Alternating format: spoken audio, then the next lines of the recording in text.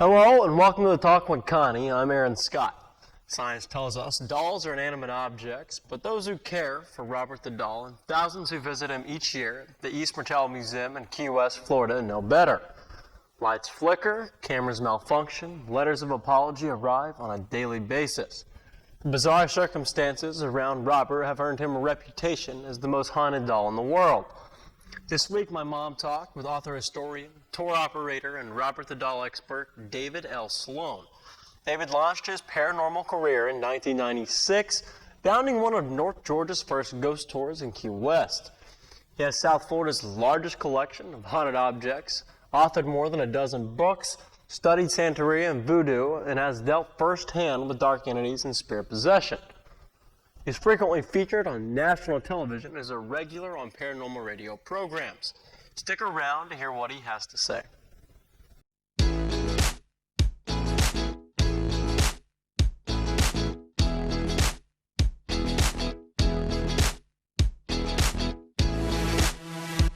Hi, welcome back to the talk. I'm here with David Sloan. Hello, David. Hey. It's a pleasure to have you on. You know, I told you that I visited Robert the doll a couple of years ago, and he has a presence. You know, there's actually, you get energy when you approach his area, or I did. Yeah, you do. So many people experience that. And you know what it's always been for me? Sometimes you see him and he's an inanimate object. And you look and you're just looking at a doll with nothing in it.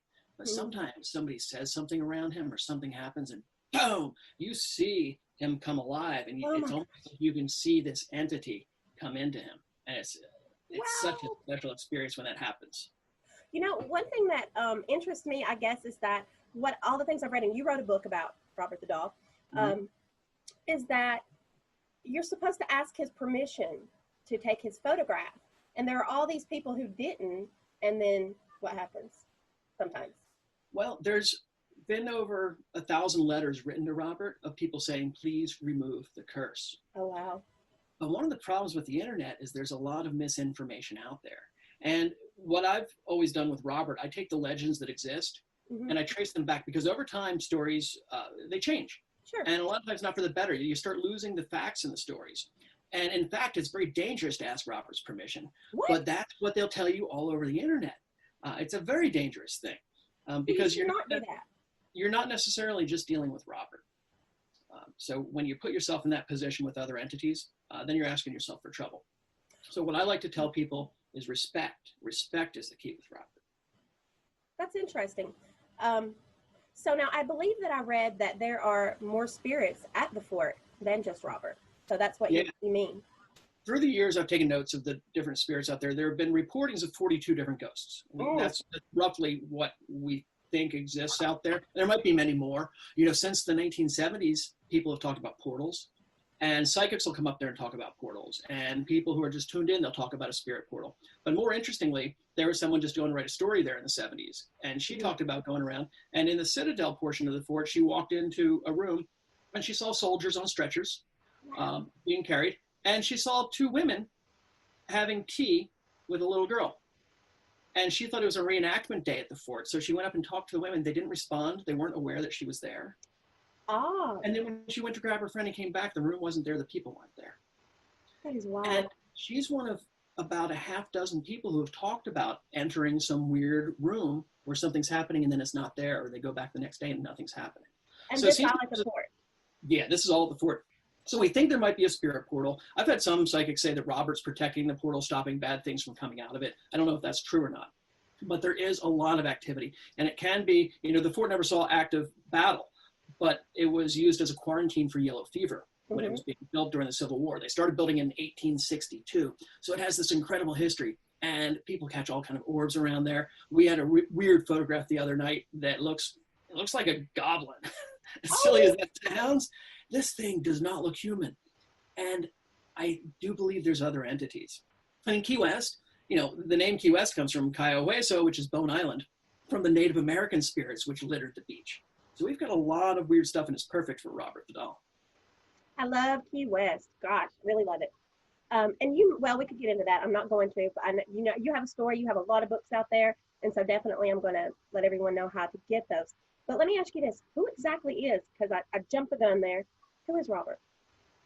Well, Robert is a doll. People call him the most haunted doll in the world. He's had over 1 million people come to Key West and hear his story, and a lot of them have written letters asking him to remove the curse. Robert, people say, was created by an angry servant, but that's another lie that's circulating the internet, or a legend. He was actually created by the Steiff Company in Germany around 1904. And he arrived in Key West, and he was given as a gift to young Gene Otto. And Gene Otto, born in Key West, becomes very obsessed with the doll. Gene's real name is Robert Eugene Otto. He gives Robert to the doll, and he goes by Gene for the rest of his life. And they hit it off so well. Gene's parents would hear 2 distinct voices coming from his room, and they'd think he had a friend over, but when they looked, it was just him and Robert. And when Gene got in trouble for things kids get in trouble for, he'd say, "I didn't do it. Robert did it." Oh, as a parent, that would have probably caused me to distance my child from the doll. Yeah, it sounds pretty creepy, and It does. but there's a lot more to it. And this went on. He picked up the relationship later on in life. And in the 50s, word started going around Key West about the old haunted Otto house. And there's some really amazing stories that travel with the doll through the years. And now that he's up at the Fort Martello, which is open as a museum, there's just a lot of people having a lot of strange things going on. Wow. So now Robert, actually Eugene Otto, I think I have read that, it's been a while since I read the book, I read your book, by the way, that he would carry Robert around town with him. Is that correct? We don't have any actual documentation of that. Okay. We have pretty reliable stories that he was attached to the doll, that he loved the doll. It's a good-sized doll, so when he was young, I don't know that he would do that. When he was old, I do not believe he did that. He kept the doll in the house. He'd keep him up in the turret when he painted. The artist house where he lived. It's a beautiful bed and breakfast now, but it has this majestic turret at the front. And Gene was a painter, a brilliant painter. People compared him to, they said he was the Hemingway of painting in Key West because he was just so good. And he painted with the light, and people would go by and they'd see Robert sitting in the window, and Robert would get down and move over to another window all on his own. That was the start of the stories. But after Gene died, people went up to the attic room where Robert was kept, and they talked about him changing his expression based on, like, when people said, "Oh, Gene was a crazy old man," they could tell that Robert would get angry, and they could feel the energy of the room change. At one point, a reporter described Robert having voodoo beads on his lap and throwing them against the wall. Oh, wow. So there's some interesting behaviors around the doll. And that continues to this day. There were trolleys that used to take people up to see Robert at night. They don't do that anymore. Right now, I'm the only person taking people around, but Robert hates drunks. Really? He Hold that hates story. We've got to take a little break, and we'll be right back. Let's do it.